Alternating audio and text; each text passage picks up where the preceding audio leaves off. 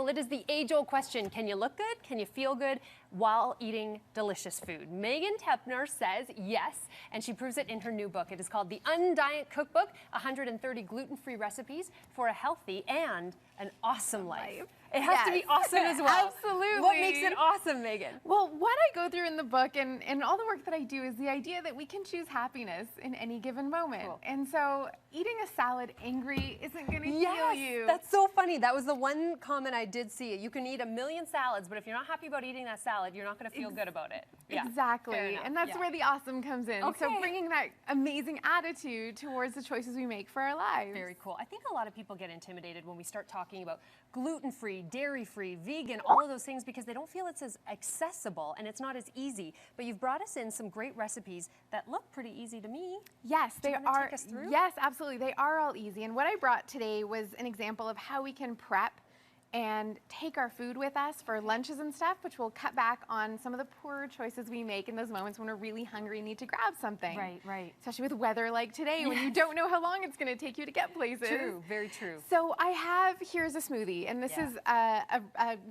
seasonal version of the I Heart Blueberry blend. We've used seasonal berries. And so a smoothie is one of the most amazing fast food options you have. You throw things in a blender, you blend it up, and you can take it with you. Great. This is the I Heart My Kale salad. Yeah.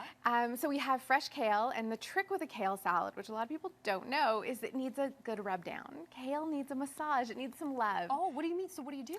You chop it up and massage it with a little bit of lemon juice, olive oil, sea salt, and it softens it, so it makes it easier to eat. Kale's a hearty green, as we have here. So, and we've mixed it in with this walnuts, sun-dried tomatoes, avocado, and we have a tahini dressing. So you pack your salad, and this you can prep a day or 2 days in advance, take your dressing to go. And I love these little containers. These are actually by a company called Green that are based in Calgary. That's right, yeah. Which is amazing. And I love these. They're tempered glass, so they're school safe also.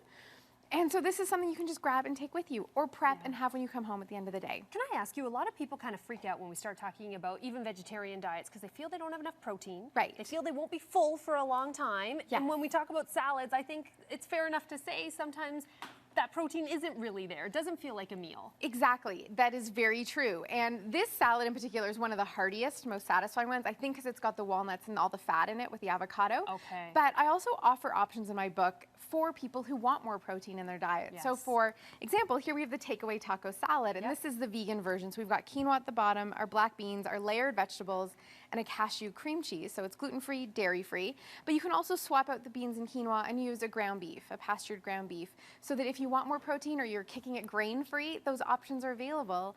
And part of what I do with my work is to allow people to tune into their body and decide the perfect diet for today for themselves. This is a very personal journey for you because I was reading through your cookbook. You were diagnosed with Crohn's and colitis in your early 20s. Yes. And after adopting sort of this clean way of eating, your symptoms all went away.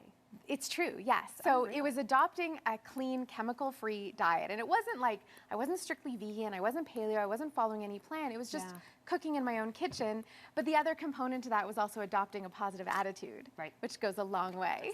Also, I think this is so cool. I was saying to Meghan earlier, I was looking through the book, and in this recipe book, there's actually recipes in here in terms of how to make your own toothpaste, how to make your own deodorant, body scrubs, Why moisturizers. is that so important to you? What we put on our skin ends up in our body. And because UnDiet living isn't about a diet, so we're not like you have to be gluten-free and you have to be dairy-free and you have to follow these rules. It's about adopting a lifestyle that promotes health in your life.